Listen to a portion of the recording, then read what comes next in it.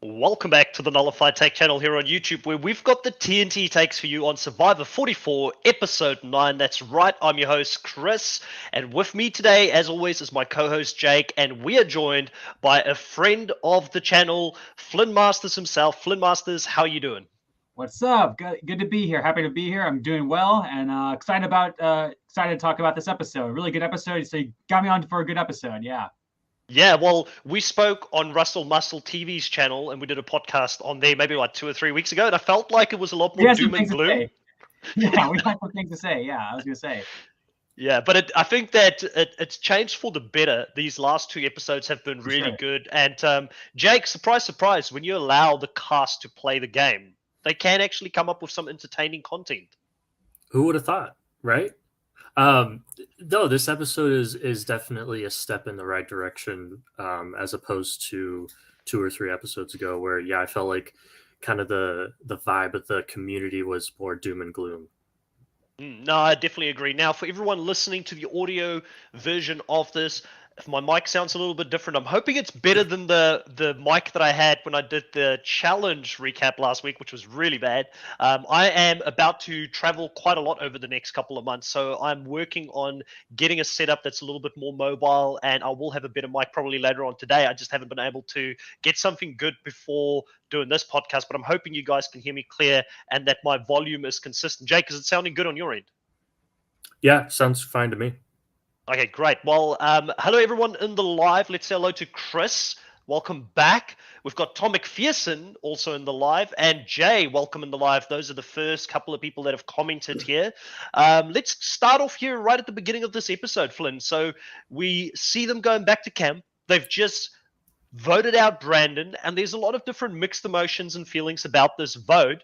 But myself and Snuffed, who spoke about the episode last week, we were really high on Carson and Yam Yam's move to pretend like they were still with the Ratu tribe when they were clearly working with the Soka tribe. What did you think of these early scenes, seeing everybody get to camp and noticing the fact that, Yam Yam is saying he's got a hit list now. He's taking out everybody that has been coming after him at this stage in the game.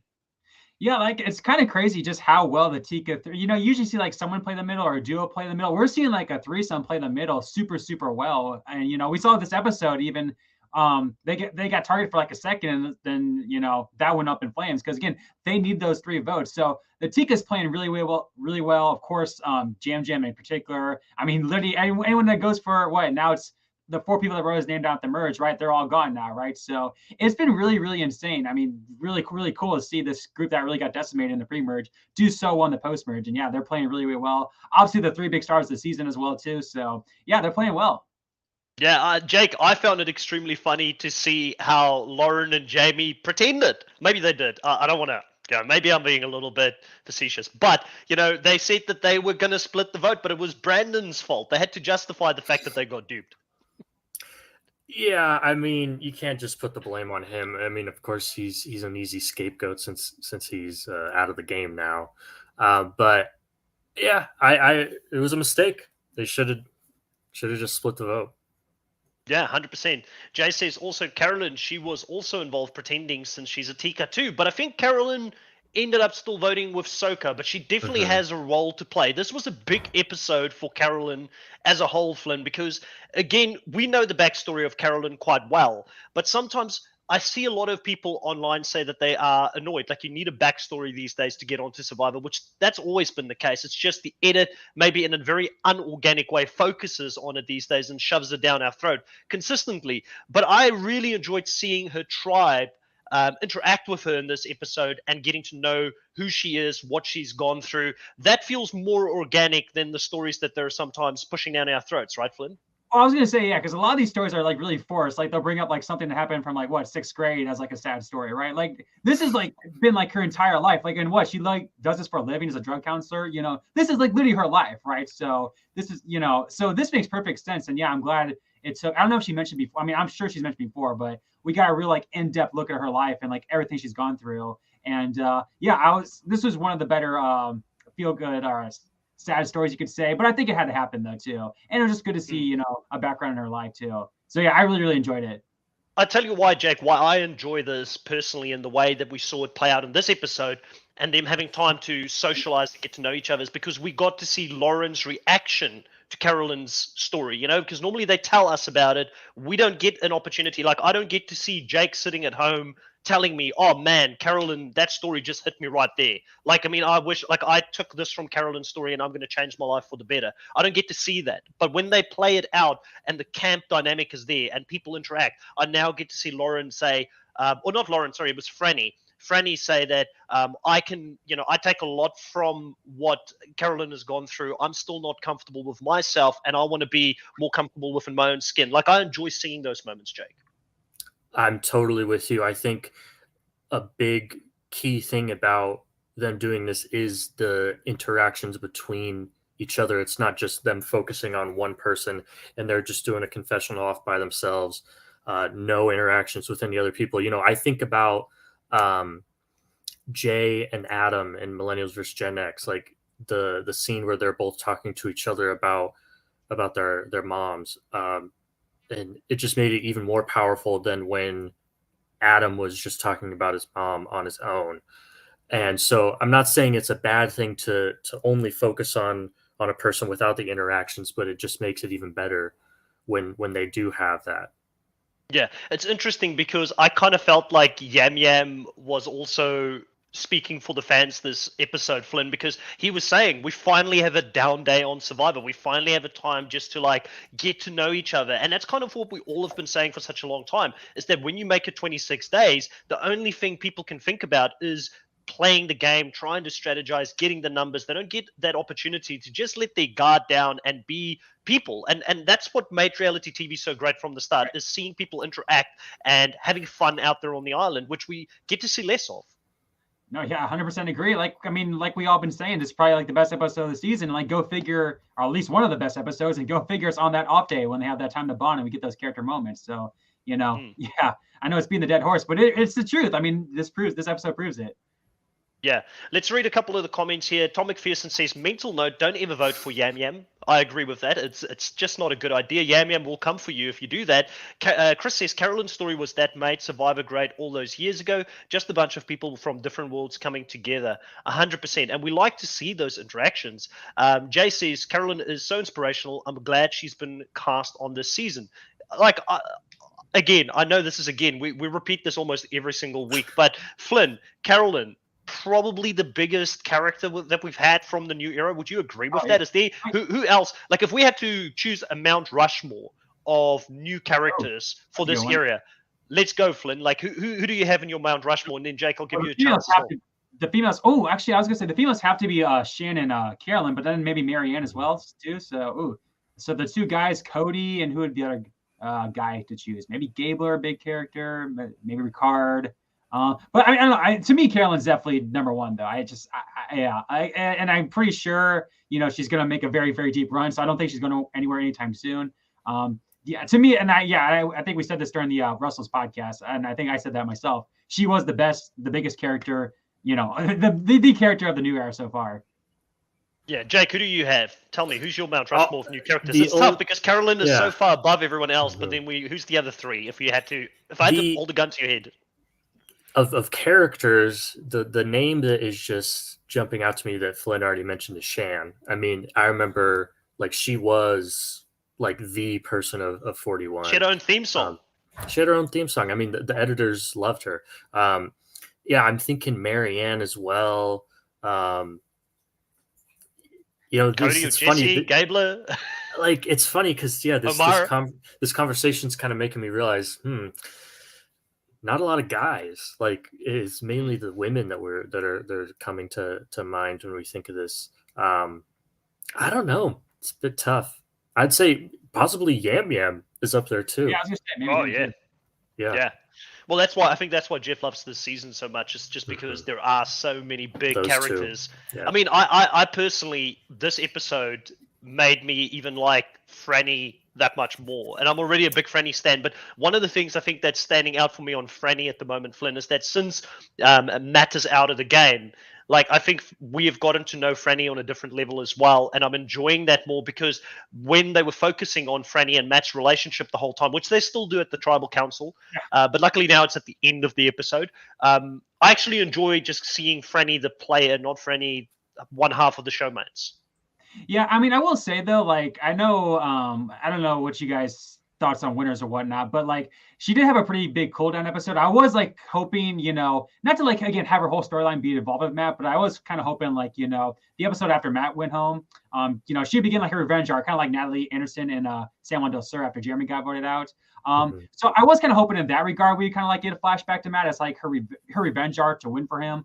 But yeah, no, I mean, I love Franny. She's one of my favorites this season. She dominated this challenge. Great competitor. So I'm very, very interested to see. She's a very, very, I have an idea of like where everyone's going to end in this end game. Franny, I'm not sure. She could, make Final Tribal Council. She'd be the next boot. She's got a very interesting storyline because as you said, her entire storyline, the first half of the season was with Matt. So, and now we're just finally starting to see Franny by herself.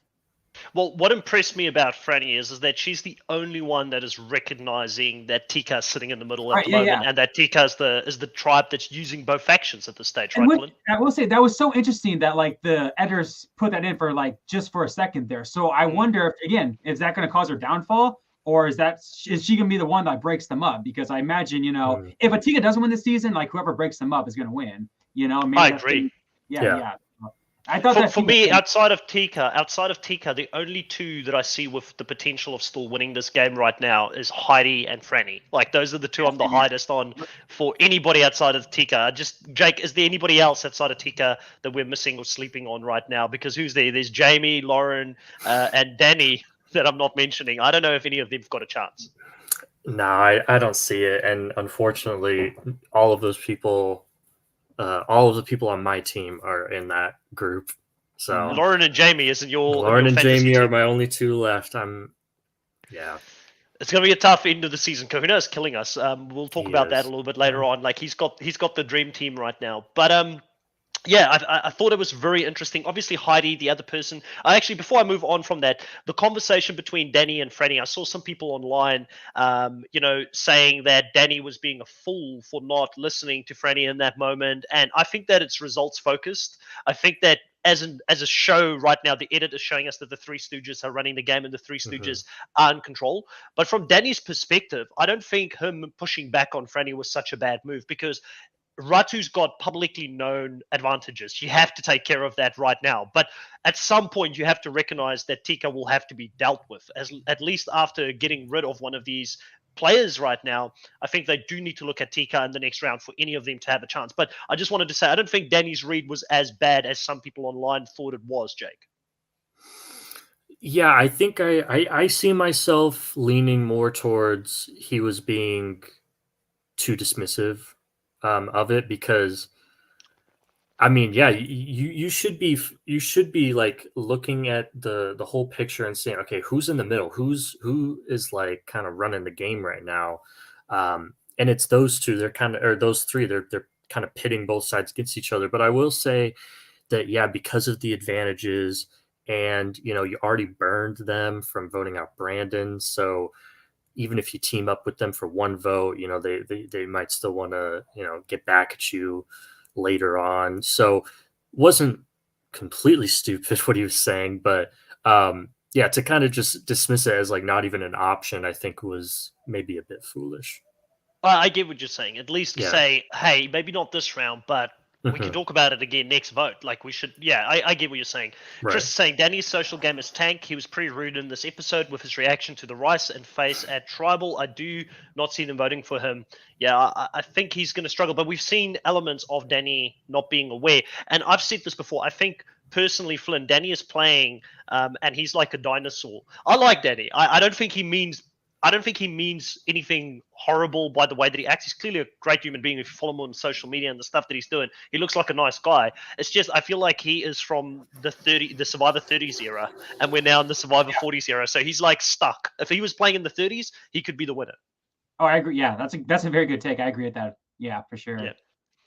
Now, Jay here says maybe a good moment for Franny's winner edit. Danny gets taken out by Tika, maybe after being targeted by Yam Yam, since Franny wanted to take out Yam Yam, and it's important to her winning pitch. Yeah, it could be. I mean, the editors show us these things for a reason, so it's kind of what Flynn said. It's either going to be her downfall, or it could be the thing that we look back at, kind of like how Sandra always wanted to go against Russell, and nobody listened to her, and then at the end she used that as a way to win the game. So you never know why the editors are putting it in there, but at this stage, I would say you'd be a brave man to bet against the Three Stooges to run the game, because we're really seeing everything from their end. Now, I do want to move on. Heidi, the other person I said that has a chance of potentially still winning. We're starting to see more and more of Heidi's game. Like, it really has started heating up after the merge. This specific episode, Jake, she does what I always say you should do. She finds an idol and she keeps it a secret. How great is it to see Heidi find her first idol this season? And is Heidi growing on you as well? She is. I don't know if I would really put much stock into her right now. Obviously, the Three Stooges, put all your money into them right now. But for sure, like she's making good moves right now of not telling anybody about the idol. It's hard to see it right now, especially after kind of her missteps with the what was the advantage called? The like control a vote or something? Control the vote. I just want to say, Jake, like the control of vote was such a setup by the production team to give that type of power to her. Like it's hard to call her out on that and say she made a bad move, because she had to play it. She had to play it. You know what I mean? So I think, in fact, I would say she probably damage controlled it better than what I expected her to damage control it with Yam Yam. You know, so I feel like she did a good job, because it looks like her and Yam Yam still has that connection. Yeah, that's true. I will say that that was my biggest concern about it, and I guess that really hasn't was her relationship with Yam Yam, because she kept saying in that episode, "I love Yam Yam. I don't want to burn any bridges with him," and then she says, "Okay, you vote for him." But it seems like Yam Yam's too focused on Ratu and all the people that voted for him, so should be fine. Flynn, did you want to say something on Heidi? It looked like you had something there as well. I was going to say, now that those 4 people are gone, because like we said, that's been the joke, right? Everyone who writes his name down, has gone home. But now what? I wonder if he's going to turn out to the person who... oh, that's true. Yeah, now yes. That's true. Or will he get away by saying, well, technically it was Lauren's vote that was directed at me? Because Kahuna picked up on it before myself and Jake or anyone else, but it's that Puerto Rican connection. It does count for something, sometimes people flock together. They've got something in common. I've said this to Jake before. When I travel the world and I stumble across someone else from New Zealand or South Africa, immediately I'm like, someone I can relate to. So I want to go and have a chat with them, So that does happen. And I think on the island, they must have some similarities, commonalities, things that bond them together in the game. What else do we have here before we get into the challenge? The other part, there's 2 more things I wanted to talk about before we get into the challenge. So Carolyn, she does have a bit of a conversation in regards to her strategy in the game. And her strategy in the game is an interesting one, Jake, because I feel like she is kind of doing the intentional Fabio, who's one of your favorite winners in the game. She's pretending to be the goof. She's pretending to be someone that's not onto it. But in reality, she's one of the smartest players out there. Do you think that she can pull this off successfully? Because no one is seriously looking at Carolyn at this point. And I've got to say, Carolyn is the person I want to win the most right now. She's the person I'm shouting for this season. I think she can. And the reason is because she's a super fan. She is, as we see, she's not a fool. She might be playing that up, but I think she'd be able to explain her case as long as she's not going up, like, unless something crazy happens and one of these players ends up becoming, the next Tony, and pulling some crazy moves. If she's kind of sitting at the end with the right group and she kind of can explain that, I think they respect her, like, as a person, and that could translate into, okay, yeah, that respect. I can vote for you to give you $1 million. Her journey, I think, as a whole to the end game would be one that's going to be very interesting to follow, because when she gets to the end, if she has that tearful moment that Fabio had, but it's not because of thinking of his mother, but it's more about thinking of the fact that she had to overcome so much to get her family, and to be on Survivor, being such a big fan. Like, I think it could translate well as well. It's just dependent on who she sits next to at the end. We don't know at this stage, because I do think there's a few contenders still, and I'm just fearful, Flynn, that people might not see the game behind the game, and if she can't articulate that well, then maybe she still doesn't get the votes at the end, which would be sad. Yeah, no, I definitely think Carolyn's getting to the end. It's going to be one of those two choices. She's either going to be our winner and she can pull this Fabio, or again, people unfortunately are just going to can't see past, who she really is, and going to take her as this goofball that, despite her playing a great game, and we as viewers can see that, the people on the island won't be able to see that. So I definitely think it's going to be one of those two outcomes, and it's just a matter of what. If I had to pick, I do think it's going to be the latter. I think she's going to be the third place finalist or second place, whatever.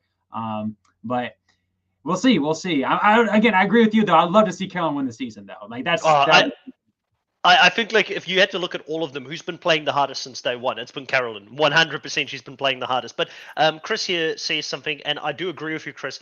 She says, I don't think Carolyn is pretending to be a goof. She's just like that. It is the other who don't take her seriously and dismiss her as goofiness. I think what she's doing is, I think Carolyn is very self-aware, and she knows that people perceive her as goofy, so she plays into it. It's kind of, I think, a better way to articulate it. I don't think she's trying to stop them, or she's trying to pretend to be anything else. She uses that thing to her advantage in the game, which is really great to see from her as a player. But I will say this: Carolyn is the first person to get a callback from this season if she doesn't win. Jay, I feel like Carolyn is getting a fan favorite Fallen Angel edit, loses at Final Four fire making, just like Jesse in 43. If you pay attention to her edit, it's very similar to Jesse's from last season. Yeah, you saddened me by that comment there, Jay, because it's true, because we had Jesse's, family background and where he came from and the juvie and all that stuff. And yeah, I hope you're not right. I really hope Carolyn finds a way to the end. She deserves to get there, but it's not going to be the first time. We have it happen all the time where our favorites don't win the game. Lastly, I do want to talk about, before we go into this challenge, Carson. He's been struggling, like in the Three Stooges. He's the one that, his editors dropped quite a bit. At one point, I was the highest on his chances to win because he had all these connections. I was just really fearful of the fact, could he manage expectations when he starts cutting people, which he had to do this episode. He had to cut someone that he had this bond with in the game. Will that come back to bite him in the butt? That's a big question, but it's not fun, Flynn, to see him out there struggling at the moment, not being able to take anything in, not eating, being sick and that. Like, your heart goes out for him because you know that he wants to be out there so badly. Yeah, I know, especially for such a young kid like that. Like, give him credit. He busted his ass to put on all that muscle to get out there, and now it's just like he's not eating anything. Now he probably went from like over. I saw on Instagram the other day, like he was like saying he was eating so much he was throwing up, and now he's throwing up because he's not eating enough. So it's just like, damn, what a full circle moment. That's Survivor for you. But yeah, that's tough to see. Yeah, it's hard. It's heartbreaking to see him struggle like that. But they do go into this challenge, seeing that Carson is struggling this much, and everybody is really struggling for food, and that they do go in with a bit of a false promise from Jeff that there will be some negotiations going on at the immunity challenge. But we know that going into this cast, Jake, wanted to be the first cast not to take the rice. So there's a lot of them saying that we're not going to do it. What did you think of this whole fiasco about there being a negotiation, which didn't even... I think Jeff was going into this thinking he would be able to negotiate with them, but they really were like, we almost don't even want to do this, to be honest. We don't want to sit out. We want to play. It was a weird turn of events. And then it was weird. And then some people that, like, you would think would, like, okay, yeah, I need this, ended up sitting out. It was kind of weird. Yeah, because they were talking like, let's be the first season to not not accept it, Yeah, like Heidi, I didn't think she was going to sit out, but she ended up taking one for the team towards the end Yeah. because who was the other person that she was trying to convince to sit out who said that they couldn't? Jamie. Jamie didn't want to sit out. So we ended up with like a few people that Danny was never going to sit out. He looked at it as an insult to the game, which is, again, that old school mentality, which I have to be honest, if I was out there, I would probably feel the same. I just wouldn't verbalize it as much as he did, but I would like to believe I could sit out from having to get the rice to just be able to participate in this challenge. But Kane, Carson, quite a few of them, they were more than willing to get this food. And again, Flynn, it brings back the question for me because we see them going back to camp and they're all saying we're firing on all cylinders. We can start thinking about strategy. This is the thing that I've been advocating about for the last 3 seasons. Jake is tired of hearing me say it, but I'm going to say it to you now, Flynn. I think we should have at least rice in the game as a bare minimum so that we can see some exciting strategy play, some exciting moments at camp. I just think that people most of the time are lethargic and there are zombies lying around in camp because they don't even get the basic necessities out there. And for some other reason, Jeff thinks that this is fun. Yeah, I mean, I get it in a way that, he's 26 days, so we're going to make 26 days, it's damn near 2 weeks less than what it used to be. So we're going to make it as hard as you can. So I get it from that perspective. But yeah, I mean, and I don't know. I don't know if the gameplay has been kind of stale these past 3 seasons because of, the fact they're not eating or the fact that Jeff just can't stop screwing with the game, right? So, or a combination of both. It could be a combination of both, right? But like we keep saying, it's funny how we keep, saying we make these like, give these people more time to talk, great episode. We give these people more rights, like you're saying. Hey, it turns into a great episode. So you might be onto something. Yeah, I just think that I'm not saying like, listen, no one went on to Survivor even in previous seasons, gaining weight, like by having a little bit of rice. Like everybody's still going to lose weight. Like I get it. The 26 days, we want to make it even harder. But for me, I don't know. It's missing. I don't know if I'm the only one on that. Be interested to know what the chat is thinking about that as well. Jay says, I don't get why Danny was adamant that people sit out when he's a big threat and needed immunity. It would help his chances if people sat out. That's true. He should have encouraged people to sit out, so he's got a better chance of winning. Chris is saying it was hardly a negotiation. They should have been able to get Jeff down to 3 people sitting. Yeah. But I think that comes down to no one had Angelina's skills on there. Like nobody could go toe to toe with the big Jeff Probst out there to get the negotiations going. Game changer. Like we definitely justice for Angelina. Like we haven't seen her come back yet. We really need that returnee season. Yeah, for next second chance. Let's go. Yeah, 100%. Now, who knows? But listen. What a impressive performance once again here by Franny. Franny and Danny goes up against each other head to head in this endurance challenge. The conditions look miserable out there. I don't think we can appreciate like having like no, rain cover while you're out there in the wind, in the rain. It's probably cold as hell. Having to fight against Danny, who is someone that, if you look at his personal life outside of it, he does a lot of meditation and breathing work and all this kind of stuff. Like how big of a beast FlynnMasters is Franny? Like, is Franny like the undercover, challenge monster from this season? Because she's like doing extremely well in every single scenario that they're putting her in. I know she said like she thought she was gonna be as weak. I mean, I personally didn't see her as weak, but I definitely did not see her like being this big of a challenge beast. She's like 1-2 now, and like it's been in pretty much every challenge. Like she was a great challenge competitor on the old Green Tribe. So yeah, I mean, she's doing a great job. And I will say, like, a lot of the individual immunity challenges these days do kind of favor women in that regard, especially her body type. So I'm interested to see how many she can pull off from here. Yeah. But that didn't fit her body type, I don't think. That was just a flat out will against Danny, and she won. So that was pretty epic. Yeah, we've got Richard all the way from South Africa, my co-host of Survivor South Africa and Life. Richard, welcome to the stream. Saying in Australian Survivor, they get daily rations, so they really help them play hard, and it's fun. I agree with you. Chris says, I agree they should have enough rice or bring back the Survivor auction if they want a food basket-based risk reward. Yeah, all of us want the auction, and I think there's ways you can bring it back, right? You just say from the start, there's going to be no advantages. You can only bet on food. Done. and at least have it there. Don't say... Okay, here's the advantage. What I like is the Australian way of doing the auctions, where you get 2 tribes doing the auction, and both tribes have got the money that they have to share. So it's like a risk reward. How much money would you take out of the kitty, out of the pool, to be able to bet for the thing that you want? And like, so you risk by overpaying for something, because there's like this tribe dynamic going on as well. So even if there is a reward, you've got to be careful about what you do and when you do it. So I kind of like that, and I hope they bring it back, or at least try something different. Jay says, so true, Chris, not a negotiation. If anything, they were negotiating amongst themselves. Jay says, Franny works for a meditation mindfulness center. I didn't know that.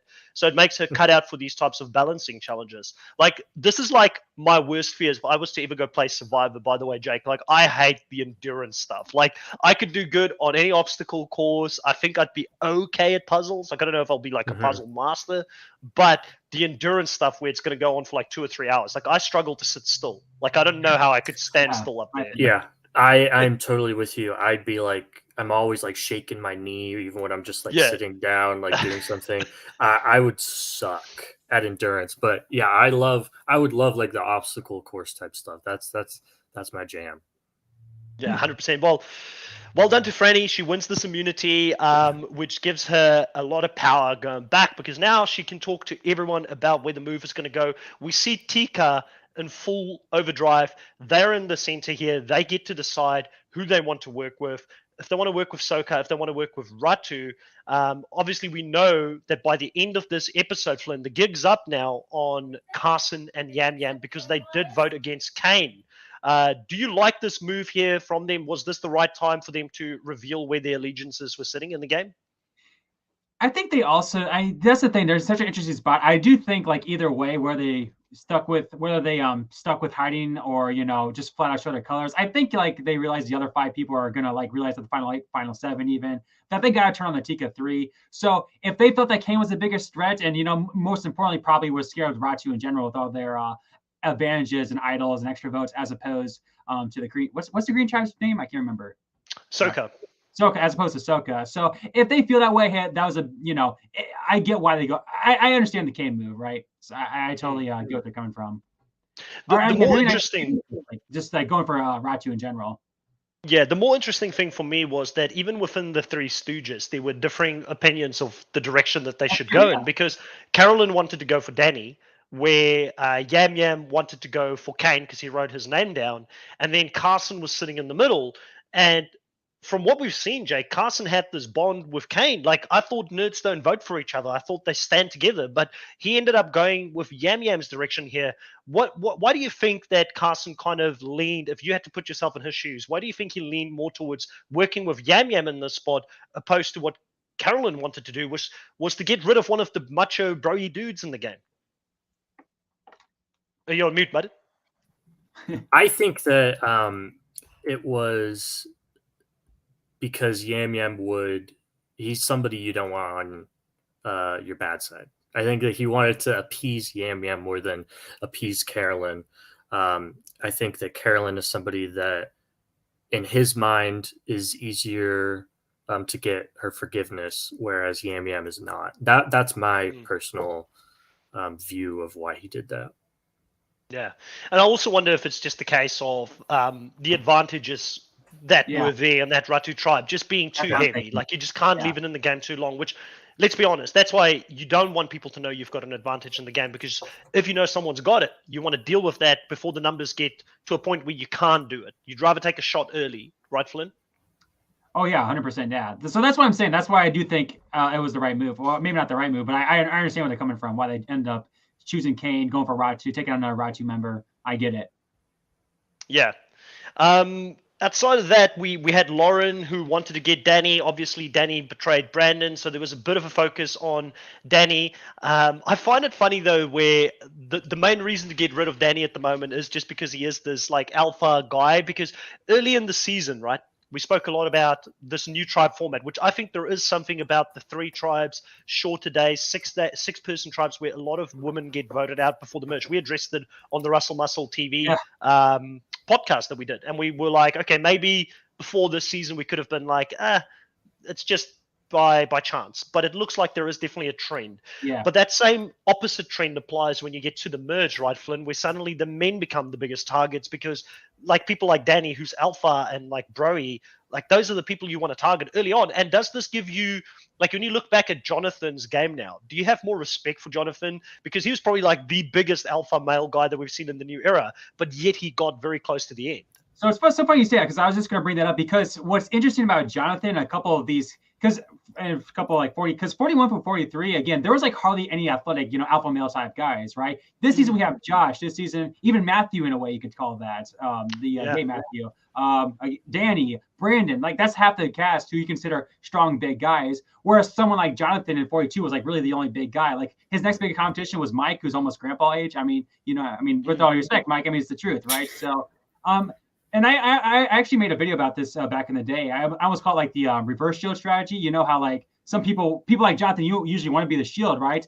But they can't be a shield when you're the biggest shield in the game, right? So that everyone else is shield, right? So you had people in 42 like Mike wanted to keep him around. Marianne wanted to keep him around. You know what I mean? So he was such a big threat, you never want to take him out. Whereas now, again, and that's what Carolyn, I think, kind of talked about in the pre-merge, right? She was scared that all these big guys, since they were more, big alpha males, they are scared they're all going to get at the merge, and that's why we're seeing people like Josh, Brandon, and now potentially Danny go up back to back to back, and even Kane in a way. Even Kane, as crazy as it is, like people are calling him like a potential challenge beast. It's just the male stigma, right? Yeah, 100%. Well, Jay here brings up, I guess if we had to do a eulogy on Kane's story on Survivor, he says Kane's whole story on the show was Dungeons and Dragons. They could have given us more strategic insights on him. And I'm wondering if there just wasn't that many good strategic insights. Like Kane to me was just, what I admire about Kane is Kane went out there and he lived his best life on the island. He reminded me of Daniel Struck from a couple of seasons ago, who just really wanted to enjoy the experience out there. And that was Kane, but he made the merge. But Kane, to me, didn't come across, like, even though I loved him, he didn't come across as the strategic mastermind, right, Jake? Yeah, well, it's because his strategist debut came in this episode. He said it himself. He's like, this is the debut of Kane, the strategist. So he waited too long.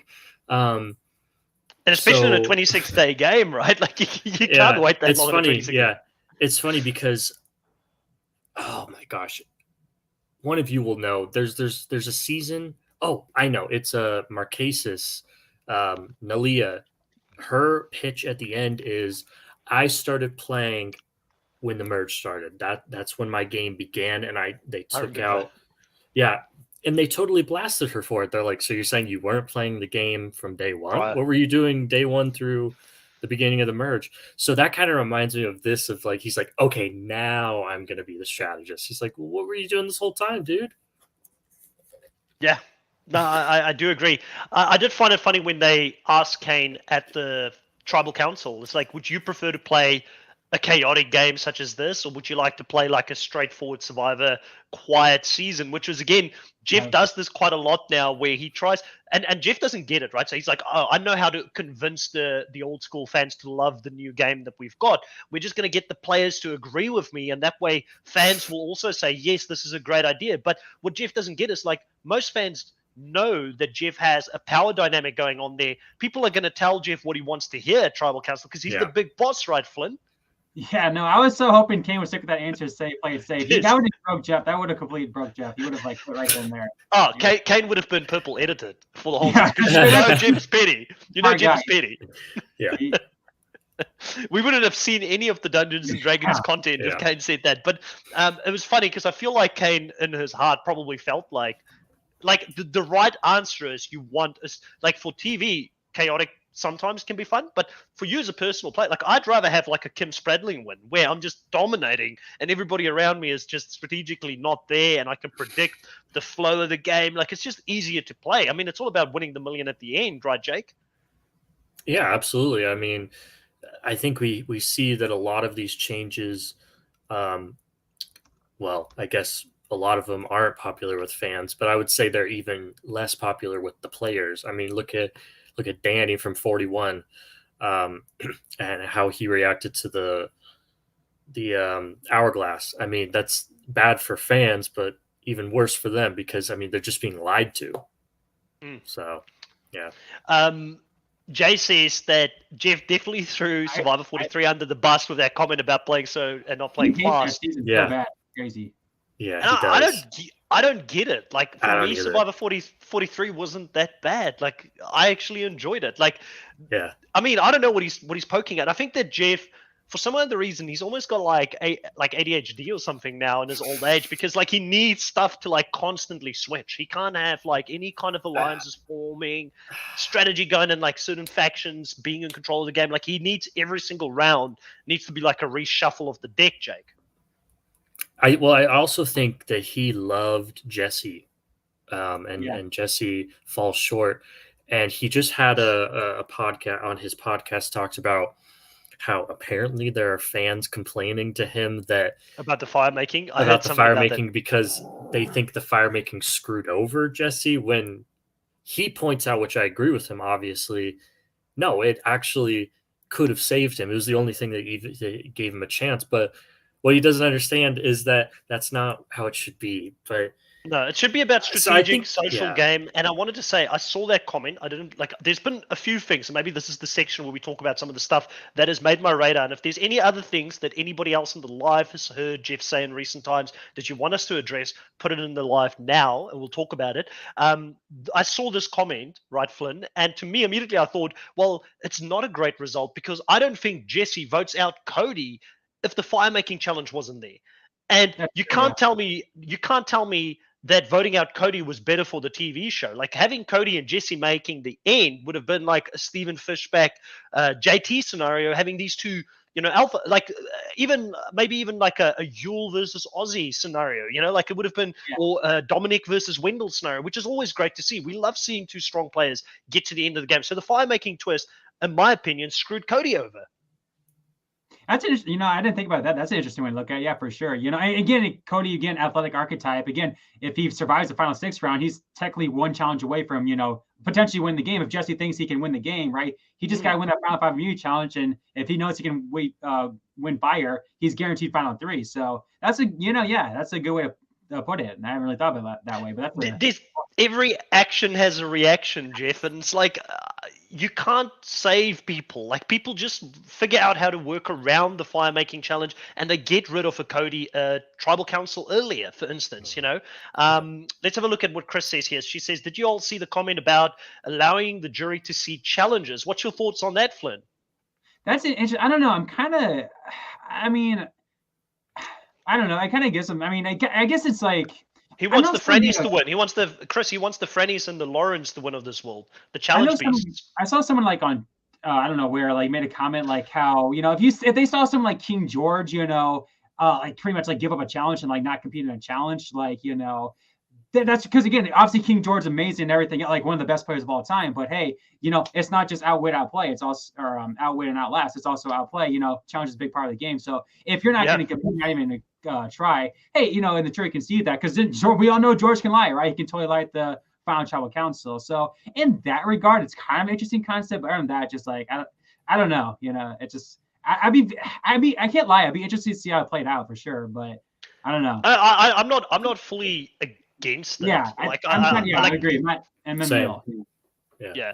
I mean, he can like this is the thing. I don't mind seeing it play out for one season, but again, I think the key thing here is that Jeff doesn't listen to this podcast, but if anybody ever listened to this podcast from production or something, and I'm hoping this gets through to Jeff at some point, fans are not against evolving the game. Fans are against you doing too much every season, like doing 10 or 12 things per episode that is new, or constantly changing the format of the game within a season. Like at least stick to something for one season. You know what I mean? So bring this thing in, see how it plays out. If it doesn't work well, then we don't need to see it again next season. Like fire tokens, that came in and it went, and it's never been brought back. I still feel like there's stuff we could have done with fire tokens. That's why the video that Zach did not that long ago, I don't know if anybody saw it on YouTube, was so fascinating about what Survivor 41 originally was going to be, which fire tokens was going to be a part of it. Rick Devens was going to be out there being like a trader, and they could trade in fire tokens to him, and he would give them certain things. I thought it would have been hilarious to see play out. That's apparently what would have happened. Yeah, it's apparently that's crazy. That's amazing. I just thought it was like a gas thing. That's amazing. No, so you got to go listen to the whole thing. Apparently, like Rick Devens was going to be out there as like a vendor on Survivor. Like a survivor, like kind of like I don't know how to put it, but he'd be like, "Oh, give me 5 fire tokens, so I'll give you this advantage." And we know he would have been hilarious. We got robbed to 41. Dang, that's crazy. Chris says, I'm not in favor of them seeing challenges. Why is Jeff trying so hard to try to eliminate the social aspect of the game? I worry about too much emphasis on challenges and fire making. You're right. I get what you're saying. And I think that the social aspect of the game, personally, will always outweigh the challenges. That's just my opinion. I think in most cases, even if the jury's out there and they're seeing someone perform physically in the game, you can still see someone coming home or to tribal council with a necklace. The results are still known to the jury right now. The only difference with being out there, I guess, is you'll see how different people perform. And like Jake said earlier, or Flynn said earlier, if someone quits a challenge and they don't even try, that's going to count against them. But I don't think that seeing the amount of times that Jonathan won immunity last season and bringing the necklace to final tribal councils versus seeing him win the immunity necklace, I don't know if that's going to make such a big difference. I think social will always be more important because you still want to vote for someone you like at the end of the game. I mean, that is Survival 101. You don't want someone to win. I mean, if it wasn't about that, then Russell House would have been a 2-time winner, right, Flynn? Or maybe Ozzy would have won Cook Islands if the jury would have saw him like win all those challenges up front. You know, I don't know. Yeah. It's interesting. Yeah.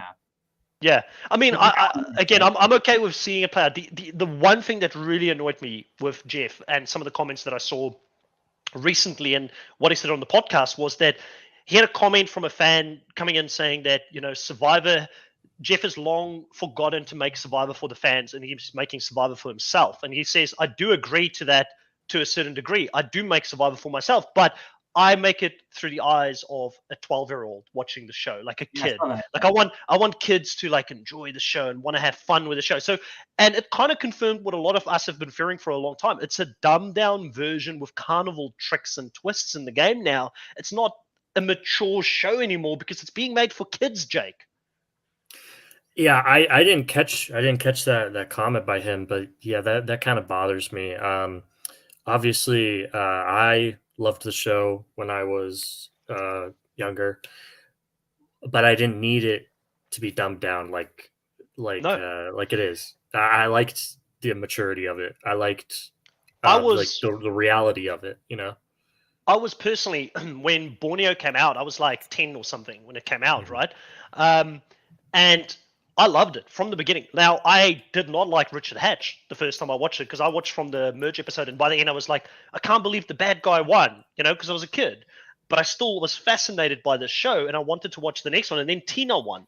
And again, I didn't appreciate it because I was like this young kid that looked up to Colby and wanted to be the Texan with a cowboy hat. And, and then when Ethan won, I was like, oh, this is awesome. The good guy won, But now going back and watching it again, there's something about watching the show as a kid through the eyes of a kid and then going back watching the mature show afterwards, being like, oh, right, that's why Richard Hatch won. That's why I now really respect his win, and Survivor wouldn't have been what it is today. And no one can take that away from Richard if it wasn't for him playing a strategic game, because other shows in other countries have evolved in a different way where the game isn't about deception and alliances and things like that. It's a different show. Richard Hatch kind of set that trend, which I can now respect as an adult, Flynn. But yeah, I feel like Jeff, in a lot of ways, like this is why I'm so fearful. Like he really has locked himself off from any outside like criticism. It's like, I'm right, and you guys will just follow. I think he's in an echo chamber and has a lot of yes men around him in production that, like we talked about, we know this is the truth. It's just now he's saying it. That's the thing. Now he's like officially saying what we all feared. It just is what it is. We gotta accept that.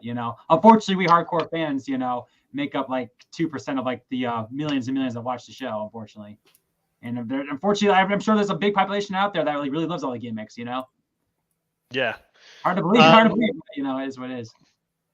So Jay says, because since the jury sees fire making but not the final immunity challenge, they give more credit to fire making over the immunity challenge. It's unfair for those who work hard to win a final immunity. That's true, because fire making does have, but I don't think, and again, this comes back to, I think that comment comes from why Cassidy lost. I'm still of the belief, like, listen, nothing against Cassidy. I'm actually excited to see Cassidy go play the Challenge USA too. I hope she does well over there.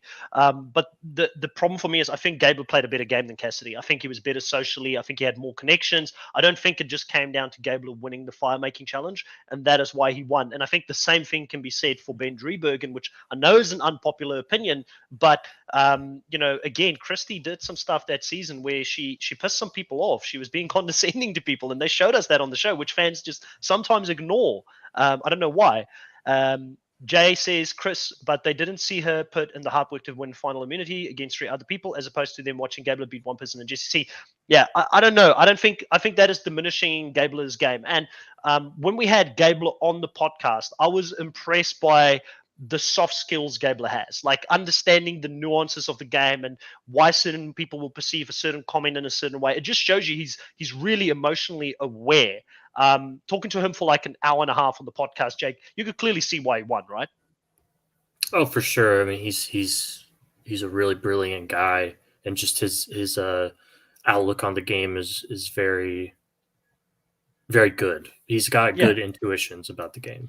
And this is not taking anything away from people who love Cassidy, because I know there's a lot of people who feel like she should have won. Like, you guys are entitled to that opinion. I respect that. The only thing I want to say is I can see why she lost, and I don't think it was just the fire making challenge. But I'm interested to see what Cassidy does on the challenge. I know both Flynn, you and Jake don't watch the challenge, right? No, I don't watch it. When are you guys going to jump over? I have to work on you to convert you over. When I get more time, maybe. I don't watch. You guys don't want to. I don't watch much TV other than Survivor, Hell's Kitchen, and Big Brother, right? So we're just watching. We talked about watching Lost earlier. Even that's going to be tough for me, Hey, it's the return of Chris Underwood. Who doesn't want to see that? Yeah, I did see the cast was pretty interesting. I'm trying to think. Chris, Cassidy, like you said. It's got Sebastian on it. Sebastian, a blast from the past from nowhere. Oh, silent Sebastian? Yes. Yeah. Oh, cool. Yeah, it's pretty. That's bizarre.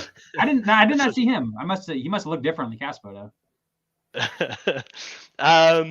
So Jay says, I agree, Chris. I do think Gabler deserves a win, but I'm just saying that the jury should watch Final Four immunity just like they watch. Yeah, you know what I like about the Final Four immunity in Aussie is when they have the audience with the family members coming and watching them do this endurance challenge, because it just makes the stakes that much higher. But I get what you're saying, and Chris saying you're entitled to your opinion is Chris's polite way of saying get over it. No, listen, I respect all opinions. I get that people don't always agree with me or Jake. I mean, sometimes we don't even agree, on everything, and that's fine. That's what makes Survivor so cool. We all love different things about the show, and we see it differently. And when the stars align and we all agree on something, that's when it's someone really good. Like, it's undisputed that Tony and Sandra are the king and queen of Survivor. Most people would agree with that. Richard says, hey, Chris, I watched the challenge. Cassidy better kill. I know you're watching it, Richard. It's pretty cool that you've been getting into it. At some stage, we probably will do. And I feel like, Richard, I need to get you on a challenge podcast since you've been doing so much challenge watching recently. I'd love to get your take as a newer fan of the challenge. Jay said, LOL at Chris. Okay, we need to get into the draft. And let me see if I can figure out how I'm going to do that on this setup. Here we go. So these are the players that are left in the game currently. Jake, you had 2 players left coming into this specific episode. Kahuna's still with 4 players. I lose Kane, which drops me back down to now 2 players as well. Yam Yam and Franny in my team. Kahuna's got Carolyn, Carson, Danny, and Heidi. I think 3 potential winner picks there. I feel high on 3 of his players. Jake, you're the one I don't think that is going to win a pick. I can see Yam Yam and Franny still. I don't want to count Franny out. I was just about to say, I was like, even though you have the same amount of people as me, only 2, your 2 are actually pretty good. In terms of tough. Winner outlook. And the thing about my 2 also is they're not getting much confessionals. They're not. Yeah, there's just not a lot of potential for getting a lot of points and to make up the difference. Yeah. Let's have a look at the points quickly here for this. I'm on one screen, so it takes a little bit longer to navigate, but I've got it. So the three teams currently, I'm still in last place. I have been in last place pretty much for the whole season. I'm sitting on 208.5 points. You're in second place on 215.5 points, Jake, and then Kahuna out in the front by almost 50 points at 264.5 points, still with 4 players in the game. The top players so far this season, and this is going to shock people, the MVP of the season is Franny, sitting at 65 points so far. She's had 24 confessionals. She's had about 5 team challenge wins and then 2 individual immunity wins, which a lot of the challenge wins, like I said, if maybe Jeff really wanted Franny to win this season if she doesn't win, because if the jury was out there, Franny would probably be winning right now if they were watching these challenges and seeing the fighting spirit she's got on each one of these challenges. She is out front at 65. In second place, we have got Carolyn at 51.5 points, followed very closely by Danny at 50.5 points. Those are the top players currently in the game. Any thoughts, Jake, as we head into what is going to be 4 episodes left in the game now? Yeah, crazy. Wow. Thoughts on the draft, or just the season as a whole, draft. Any final thoughts? Anything we didn't talk about from this episode? I think we covered everything, but I mean, I'm liking the way this season is heading so far. Oh yeah, I like 100%. The direction. Yeah. I think it's going to end well. My question for you guys before we call it, so you guys want Carolyn to win. Who do you think is going to win, though? Do you think Carolyn is going to win, or do you just want her to win? No, I personally, I don't want to go. Let me talk, and I'll give Jake an opportunity afterwards. Jake, sorry for jumping in. No, you're good. Since I've got the mic, I think Yam Yam's winning. I think the edit has been focusing on him very much from the start of the game, even at points when he wasn't in control of the game. And Carolyn was clearly the person that was strategically playing better than him. Like when the whole Sarah vote happened and everything, they always went back to see why Yam Yam felt betrayed by it. Yam Yam's opinion, people targeting Yam Yam taking out names. I know, again, Jeff says the winner's edit doesn't exist. That's a winner's edit. Yam Yam's got it. Like, I mean, I don't think they're hiding the fact that he's playing. And then someone else mentioned it earlier where they said Carolyn is probably the one that they're trying to do a little bit of smoke and mirrors and get us to focus on Carolyn, but she potentially could be that fallen angel. I can see the comparisons between her and Jessie. That's my thoughts. I don't know if anybody else sees it that way, but I really think Yam Yam's getting a good edit. I agree that I think as of right now, if I had to put money on somebody, it'd be Yam Yam, but I do think there's a possibility he's the, I guess, Omer of the season or the Jessie of the season, and he gets taken out at the end. And whoever takes him out ends up winning. Could be that Carolyn takes him out at the end, betrays her closest ally. But I'm mostly on the same page as you, Chris.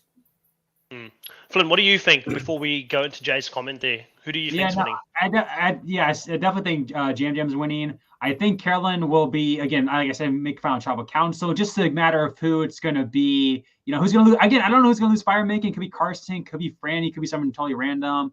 But I definitely think those two are going to make the final tribal council. Whether it's the 3 Tika members with her, or it's like Franny as well. It's like a hella competitive final tribal council. But I do think Jam Jam's winning the season. I think that Carson was my favorite. And that's why Carson was my favorite.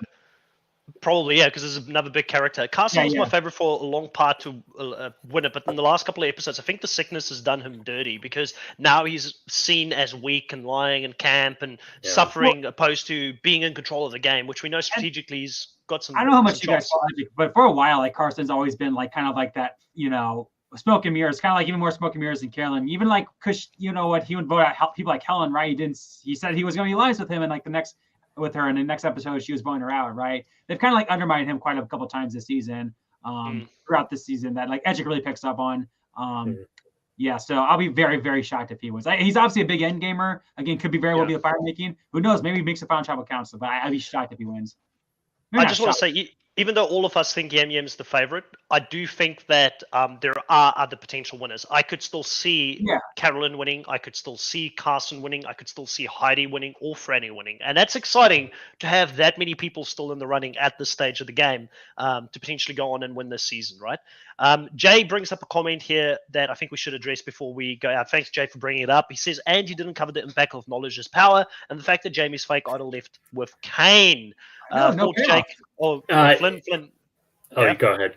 No, I was just gonna say, they built it up so much and no payoff. I was hoping we get like a huge, like as we saw with spoilers for Australian Survivor, like Simon's fake idol, right? I was hoping we would see, because that was like her entire edit. Poor Jamie, man. Like that was her entire edit. It was just to just climb on her to believe in this fake idol, and nothing came from it. She never played it. I thought that's what we were heading for. Well, 2 fake idols leaving in 2 people's pockets this season, right? And again, just like showing production. Yeah. Yes. Like, what are the odds of that? Can we get rid of the fake idols now? But I've got a feeling that, Jake, this is a bad thing that we haven't seen one of these fake idols pay off, because Jeff really wants to see this pay off, and he really wants to feel like he was a part of the game by fooling someone with a fake idol. So I feel like we see fake idols coming back in 45. This is the third idol, actually. Matt, Sarah, and now Jamie with Kane. I mean, we did see that Matt was considering, oh, maybe it is fake, but the other 2, they thought it was real. So funny how, because in 43 this exact same thing happened. Well, actually, it didn't, because Jesse actually ended up having it. But that's what was, I guess, intended to happen, was somebody gave their idol to somebody else, and then they got voted out with it. So funny that it happened again this season, and nobody even has the knowledge is power. It's not even like a rumor going around. It's just like they're just paranoid of it, like of its existence in past seasons. It's very funny. Yeah, I mean, listen, if the knowledge is power there, what's next? Are we getting the super idol back? Like, I mean, let's just go nuts. Let's just go balls to the wall at this stage, right, Flynn? I don't know. Yeah, who knows what Jeff can do at this point? Who knows? Yeah. Oh, yeah. He never ceases to amaze or surprise us. All right, that's it here for this week. I think we covered everything. Thank you, everybody in the live, for hanging around here for an hour to talk about Survivor with us. If you're new to the channel and this is the first time you've come across it, please consider subscribing, hitting the like button, putting the notification bell on so you can be informed the next time we go live. There's still 2 more episodes on the channel that is going to drop this weekend. We're going to have myself and Kahuna do a power rankings. We couldn't get to it last week because I was busy moving, so that sort of makes me a little bit busy and in between 2 worlds right now, so that was my fault, not Kahuna's. Kahuna will be back to talk to me about that, and then this weekend we will do another challenge live recap and review with Kahuna as well. That should happen on Saturday evening, so keep an eye out for that. I hope to see some people there in the live as well. Flynn, what are you doing? Give people a shout out. Where can they find you? What are you up to at the moment? Yeah, so for those of you who don't know, even though I do cover Survivor as well, my main thing is a Hell's Kitchen on my channel, right? So every Sunday I post a long form video. Every Thursday I post a short form video. And yeah, even if you don't like the show, I'm sure my videos, I'm sure you'll still entertain my videos, and at least certain videos, right? And if you love the show, then definitely check out my channel. And subscribe, like, do all of that, and hope I can make you a Hell's Kitchen fan. Yeah, well, go check it out, everybody. Go check out FlynnMasters' channel. It's great content. You've been doing it for how long now, Flynn? It's funny, yeah. I think I was just looking. My first Hell's Kitchen video was like almost a year ago, like pretty much right when 42 ended, right? I did like a 42 in review, and then like another video, like doing the winter videos, and then I went to Hell's Kitchen like June. So yeah, it's almost been a year since doing HK content. So was 42 crazy. The one that broke you, and you were like, I need to like diversify just in case Survivor? Yeah, we'll talk off stream, but I just kind of want to see what Hell's Kitchen would do, and obviously I made the right decision there, right? So. No, 100%. No, there seems to be a really big market for that on YouTube as well. But thank you so much, Flynn, for coming on as always. And everybody, grab your torches, head back to camp. We'll catch you guys next time. Bye. See ya.